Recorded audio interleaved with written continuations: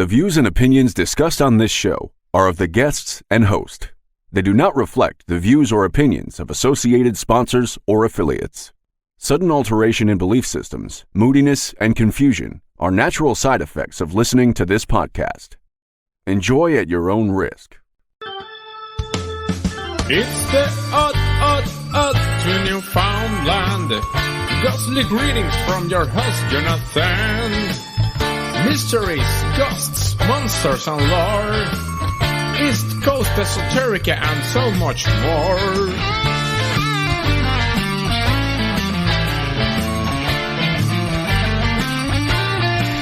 If it's odd to you, friend, it's on the Oddtonewfoundland.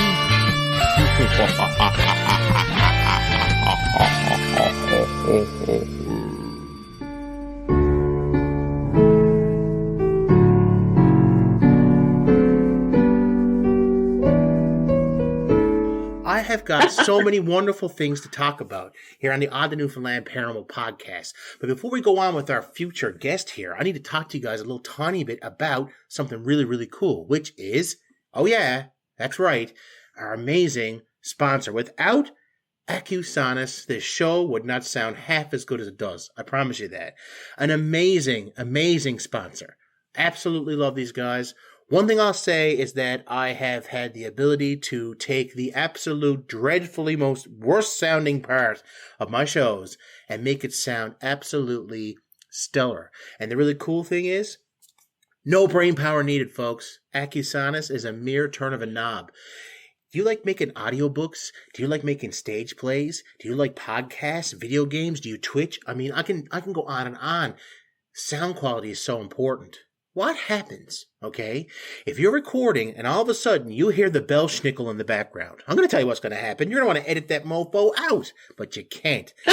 That's why it's so cool to have Accusonus right here with us as a sponsor, because with a mere turn of a knob, you can edit out all the Christmas gremlins and all the misery that's, how would you say, making you kind of have some pandemonium in your pear tree. Anyway, guys, so thankful to have them aboard. Thanks again, Accusonus. Year number 5 starts on January 1st, and I could never thank you enough for standing by us here at the Oddtonewfoundland Paranormal Podcast. Tonight's guest is a fellow paranormal investigator and author.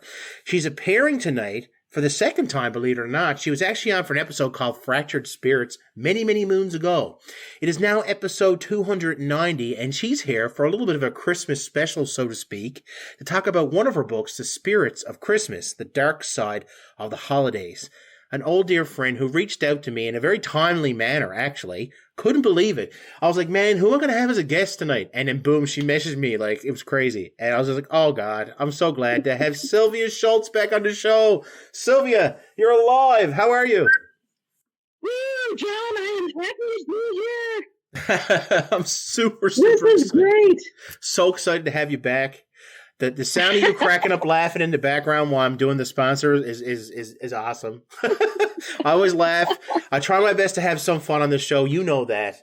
And Oh, I know that. I'm so glad to have you come back and an opportunity to talk about your Christmas book. And it's funny because I said to you 3 years ago, has it been that long since you were on my show? Was it 3 years ago?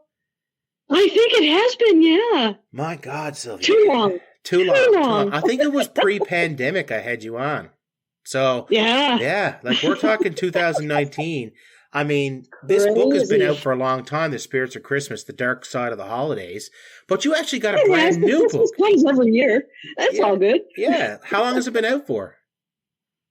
Oh, golly. Spirits of Christmas came out in, I'm looking at the copyright here. It says 2017. My God, I mean, wow. That's ancient history now. But see, this is the thing. We want to talk been a hot about minute.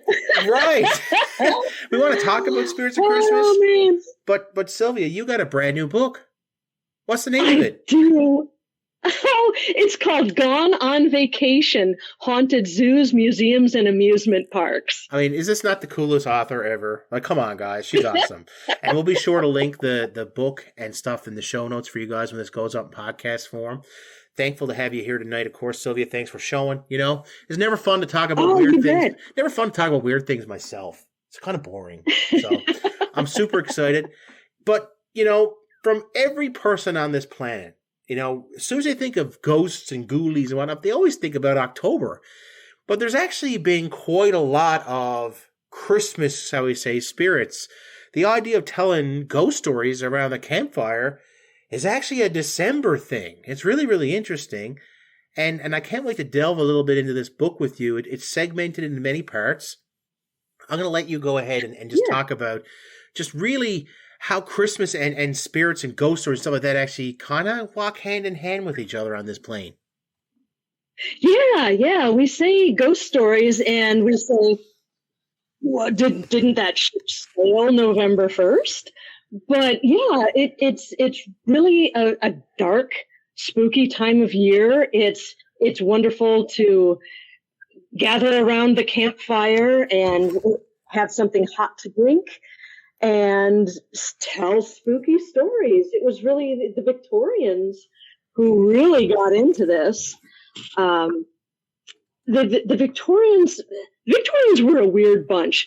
First of all, you've got the many European wars going on in the middle of the 19th century. You've got the American Civil War going on in the middle of the 19th century. So the folks in the Victorian era were hyper aware of death.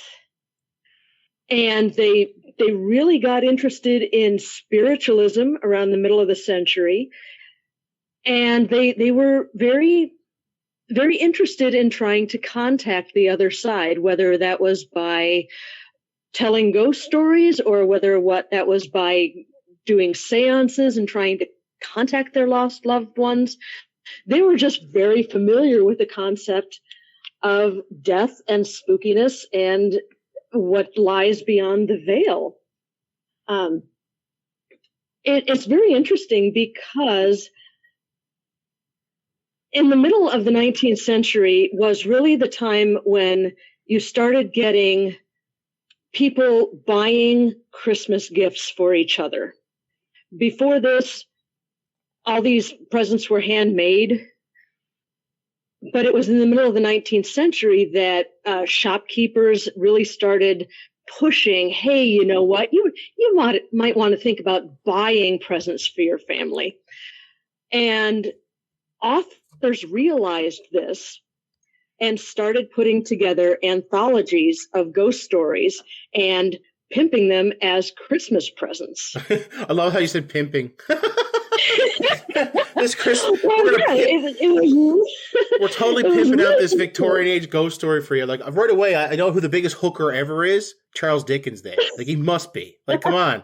Like yeah, Charles Dickens. Absolutely.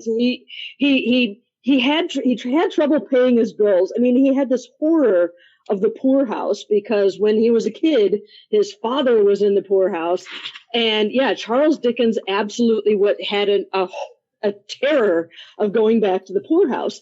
So in October 1843, he was really, really hurting for money. He had gotten married in 1836, and he already had 4 kids, and there was another one on the way. And actually, he had a mistress as well. So he was supporting 2 households with his writing. So he was like, I got to figure something out. I got to figure something else. So he had this idea of writing about the spirits of Christmas past, Christmas present, and Christmas yet to come. And he threw another ghost in there for good measure, the ghost of Marley.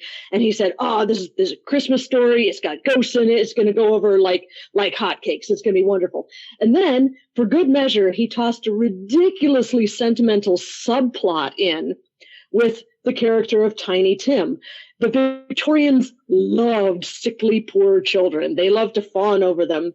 So Charles Dickens just threw himself into this work, wrote the book in this crazy fever of production, and he got it to his publisher's desk in less than 6 weeks. Wow. That's incredible, actually. That's pretty wild. Back then, you got to realize, too, that's a lot of work in 6 weeks, man, especially since you're probably not writing that with a typewriter back then, I don't think. So. Right, yeah, all just scratching with a quill pen, and the gamble paid off big time. A Christmas Carol was released on December 19th, 1843, just in time for Christmas. And the original print run of 6,000 copies sold out within 3 days. Wow. Like, he's like the Beatles of the Victorian era. Like, this is like an absolute crazy thing. And when I think of ghosts and I think of Christmas, how could you not think of some iteration of that story? Okay, so I got to ask a personal question now. It's got to happen, Sylvia. What's your favorite televised or movie version of that? My personal favorite, I have two. Okay, my personal favorite is the original with Alistair Sim. That Christmas Carol. Oh, that's a good one. It's also my dad's favorite. His absolute favorite movie. He watches it during the year, let alone Christmas time. And also, I absolutely adore the Mickey Mouse version, a little half-hour movie. It's so good. When you got Pete as Death, he's awesome. Pistol Pete. So such a good one. But what's your favorite version, like film version of that story? I must confess, I have a soft spot for the Muppets. Oh, yeah. Wait a second. Who was it who played in the movie with them? Was it a live-action person? Yeah. Oh, gosh, who was it? Michael Caine. Yes, and, like, he played this part, like, the second coming of Alistair Sim. These weren't Muppets to him. These were real people. Yeah. If you watch this movie, it is like the Muppets aren't people. The Muppets aren't Muppets. They're people. He treats them as people. It's insane how well acted he is. I love it. Anyway, I got you completely off track. Ghosts are everywhere all over Christmas. It's just a part of it now. And, well, you kind of wrote the book on it. What can I say? Can you tell me a little tiny bit about it? Maybe a Christmas ghost story? I would love to hear one. Maybe one that maybe comes from your book. Man, that'd be so cool. And you don't have to read it word for word, but if you can give us the Cole's Notes version of one of your stories in your book, man, I think that'd be super cool, Sylvia. I really appreciate that, actually. That'd be like an awesome Christmas gift for me. Well, coming right up, I have so many favorite stories from this book, but I'll share with you one of my absolute favorites. Then we'll share a couple more if we have time. But one of my top 5 favorite Christmas stories in this book is the story of number 149 Squadron. So this happened in late 1939 in the early days of the air war in World War II. The Royal Air Force in England was not doing all that well in the air war. The Luftwaffe was very strong, very aggressive, and they're carrying out bombing raids, and the English Air Force, the Royal Air Force, was trying its best to keep level with the Germans, but the RAF was still trying to test its strength against this really powerful Luftwaffe. And many planes were lost, many pilots died in these air battles. One of the main forces at the time, number 149 Squadron, operated out of Mildenhall Base in Suffolk, England, and they flew Vickers Wellington bombers. Wellingtons were huge, bulky monsters, airplanes that they didn't have a whole lot of firepower. They were bombers, yeah, but they couldn't really defend themselves. They went out with escorts, with fighter plane escorts. Radio silence was of paramount importance. So when these bombers left with their fighter escorts, the ground crew at Mildenhall had nothing to do but wait until the planes returned or failed to return. So the missions were timed that the Wellingtons took off in daylight, made their bombing runs, and then booked it for home as darkness fell. They're trying to stay one step ahead of the Luftwaffe. So on December 18th, 1939, we're coming up on the shortest day of the year here. There wasn't a whole lot of daylight to work with. So what the ground crews did was they lined the runway at the Air Force Base with cans of paraffin wax placed in parallel lines outlining the runway. And when they heard the noise of the bombers coming back, they would light these lanterns to guide the planes in. And they also had these big spotlights called chance lights, and those illuminated the runway with this bright yellow beam, so the planes had no trouble finding the runway and coming in. So 9 Vickers Wellington bombers had taken off from Mildenhall Air Force Base earlier that day. Now, 2 of them developed mechanical failures and limped home without having had the chance to drop their payload.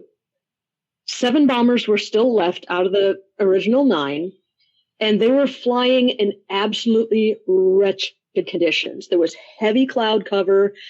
It had started to snow, and the temperature was dropping. It dropped well below freezing that night. So one plane straggled in just past 5 p.m. Couple more followed. They kind of limped in. That left 4 bombers unaccounted for in the growing winter darkness. That started to snow more heavily. The clock was ticking. It was getting dark. The late afternoon gloom over the overcast gloom faded to full night, and the bombers were now an hour overdue. So the ground crews set up these paraffin lanterns, and they had the chance light all set up to go. They were really hoping that those planes, crossing their fingers that the planes were going to come back. They had the sinking feeling that all 4 of those planes were lost. But they still held out hope. I mean, these are Brits. They've got a stiff upper lip. They're still hoping. Another half an hour passes. And then one of the officers lifts his head, and he's listening because he can hear the noise of an engine. The hush of the falling snow covered everything, but still, if you listened really carefully, he could hear the plane engine off in the distance. And the noise of the engine comes closer and closer, and oh yeah, there's definitely a plane in the air. But the ground crew realized that something was very wrong. Instead of the smooth drone of the Vickers' 2 powerful engines, they heard the choppy, choking cough of a bomber in distress. These mechanics were men who knew their engines. They knew when they heard a plane that was in serious trouble. They could also tell that the plane that was making its approach was not a Vickers Wellington. So they lit the paraffin lanterns. They fired up that chance line. They bathed the runway in light. And then the ground crew stood staring into the air as they saw the plane coming towards them. The plane that was making its approach over the runway was an ancient, fragile thing. It was not a Vickers Wellington bomber. It was an Fe-2 biplane from the early days of World War I. Huh? Gray fabric clung to the wings. The wires holding the wings up hummed in the cold wind, and 2 rotted bicycle tires spun on the plane's undercarriage as it approached. The stunned ground crew stared up at the pilot. In the glow of the yellow chance light, they could clearly see the scarf, goggles, and helmet of a World War I flying ace. The pilot thrust his gloved hand over the side of the cockpit and dropped something. And the object fell onto the runway with a tink, tink, tink, tink, tink, tink. And then the pilot fired up those coughing engines and flew off into the darkness. And the ground crew raced over to the object that the pilot had dropped. And one of the airmen picked it up, and it was a wrench. And there was a piece of paper wrapped around it. The mechanic unwrapped the paper, and the men crowded around to read the handwriting. And what the note said was that Wellington aircraft N2961 was down, not shot down over the continent where the crew would have had a chance to escape or be taken prisoner. The pilot of this plane had coaxed the Vickers bomber as far as he could, trying to make his way back to Mildenhall, but the pilot lost his struggle over water. The bomber had gone down in the sea 30 miles from the nearest air-sea rescue outfit. That plane and everyone on board was lost in the waters. So why did the relic of a bygone age appear in the skies over Mildenhall to deliver the tragic news?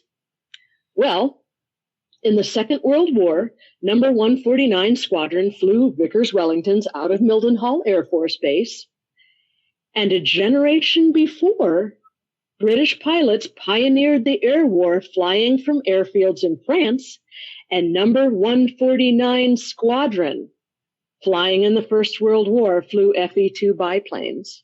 So what you're telling me is that this plane was a freaking ghost plane? Yes. And it flew overhead and dropped a wrench with a message about another down plane from like 100 years later? That's right.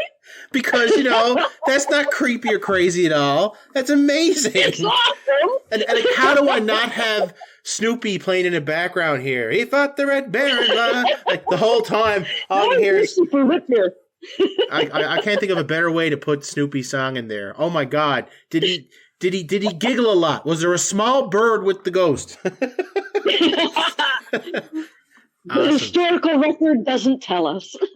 Such a fun time to be alive today's days, when my ghost stories are usually more close to home.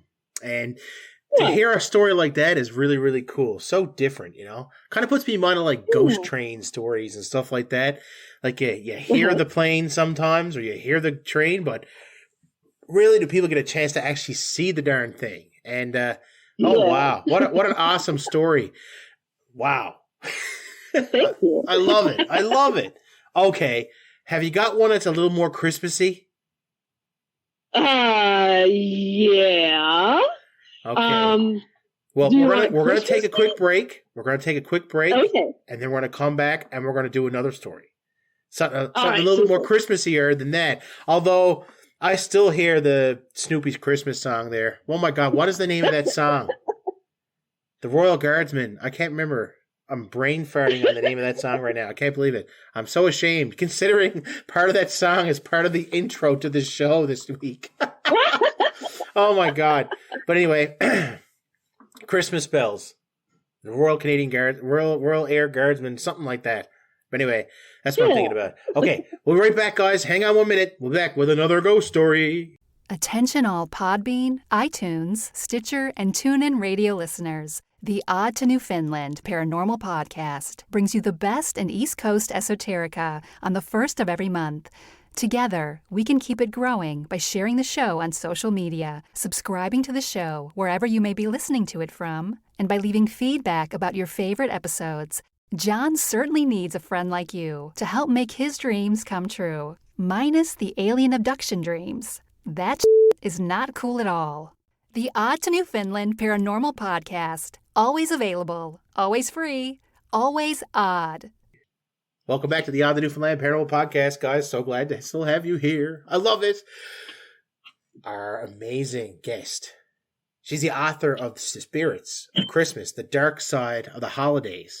She's a fellow paranormal investigator and author. She's also on her second stint here on this show. That's how much I love her. I've had her back again. Amazing. Sylvia Schultz just told us an absolutely bone-chilling story about a ghost plane from World War I helping out a flight crew from World War II, unfortunately with some really bad news. Oh my God, this is way more fun than the Polar Express movie. I mean, what can I say? This was just absolutely freaking heartwarming and kind of spine-tingling at the same time, and kind of creepy. So, one good scare deserves another, right?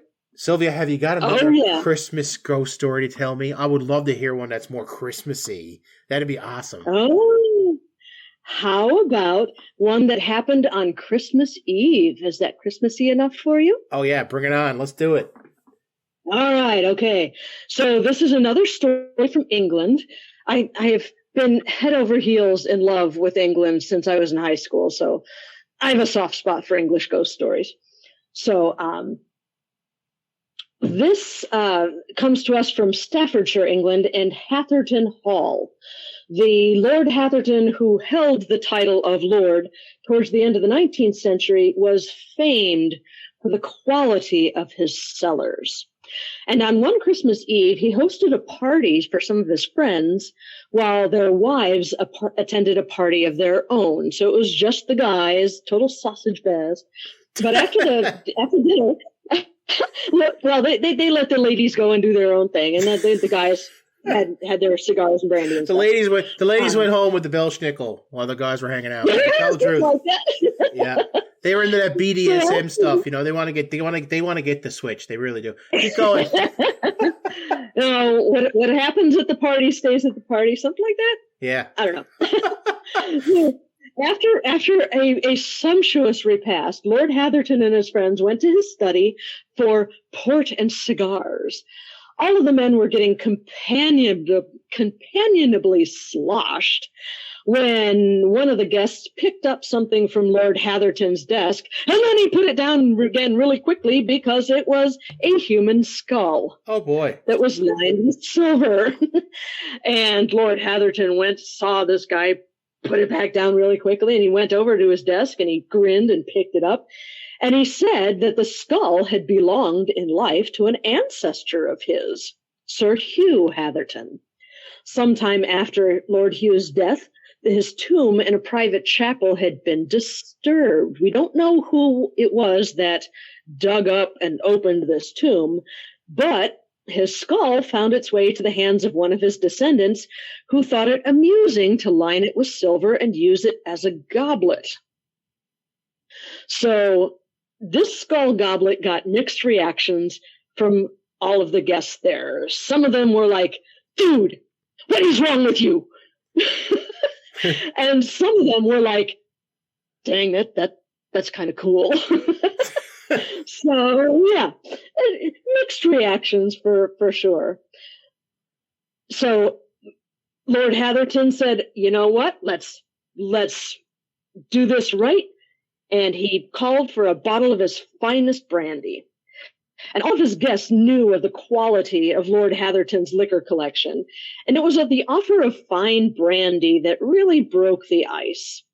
His guests, the part of his guests that were disgusted by it soon forgot all about their qualms. And Sir Hugh's skull was filled to the brim and passed around the room. The guests even toasted Sir Hugh with his own skull, inviting him to come spend Christmas Eve with them.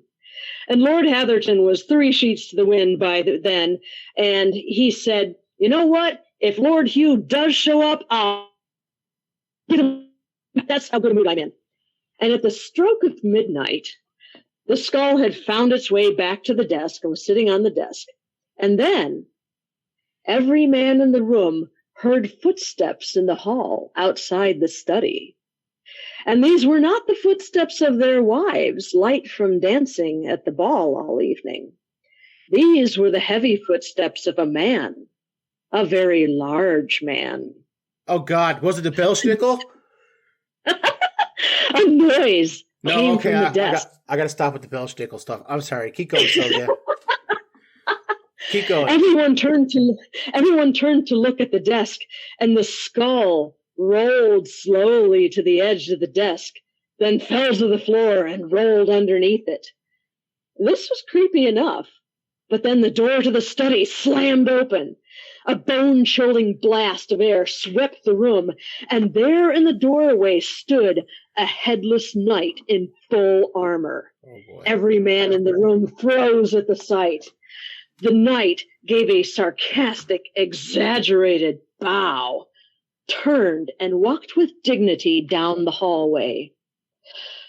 When the wives did return a little while later, their husbands were all stone-cold sober. Many of them insisted on leaving a light on all night when they retired to go to sleep.